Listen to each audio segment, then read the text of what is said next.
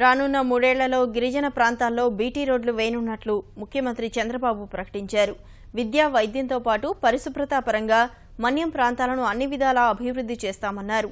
గుంటూరులో నిర్వహించిన తెలుగుదేశం పార్టీ సమావేశంలో పాల్గొన్న చంద్రబాబు గిరిజనుల ఆదాయం పెరిగేందుకు ప్రత్యేక ప్రణాళికలు చేపడుతున్నామన్నారు.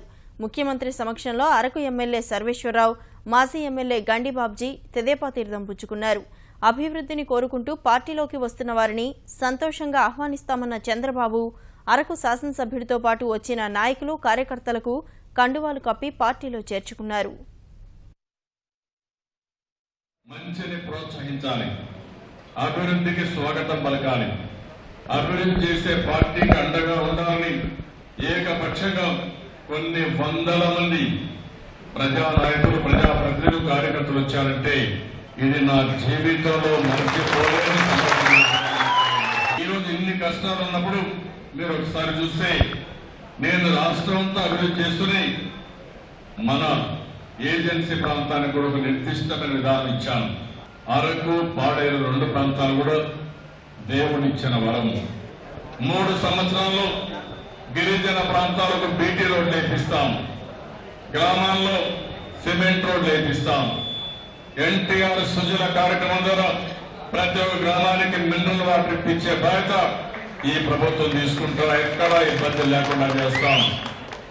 అరకులో ఒక స్పోర్ట్స్ స్కూల్ పెడతాం. అరకు ప్రాంతాల్లో, గిరిజన ప్రాంతాల్లో ఉండే గ్రామాలన్నీ ఓడిఎఫ్ కింద ఓపెన్ డెఫికేషన్ ఫ్రీ గ్రామాలుగా 2018కి తయారు చేయాలనుకుంటున్నాం. ట్రైబల్ మ్యూజియం విశాఖపట్నంలో పెడతాం.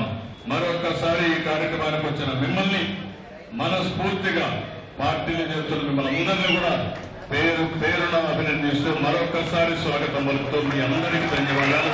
ఈ రాష్ట్ర అభివృద్ధి నాకు ముఖ్యమని ముందుకు పోతున్నటువంటి పెద్దల గౌరవనీయులు నారా చంద్రబాబు నాయుడు గారికి మద్దతు తెలుపుతూ జరిగింది.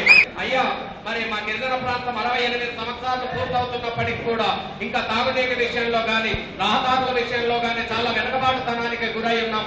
దయచేసి మీరు మీ పార్టీలోకి మాకు గమనించారు. అదే విధంగా మా గిరిజన ప్రాంతాన్ని కూడాను మరి హక్కున చేర్చుకొని ఏదైతే రహదారు విషయాలు కానీ, తాగునీరు విషయంలో కానీ వీటన్నింటినీ కూడా మరి ప్రజలందరికీ కూడా సంక్షేమ ఫలాలను అందిస్తారని మరి మనస్ఫూర్తిగా కోరుకుంటూ ఈ రాష్ట్ర అభివృద్ధికి మేము కూడా మరి వత్తాసు పలకాలనే ఉద్దేశంతో ఈవేళ ఈ నిర్ణయం తీసుకోవటం జరిగింది.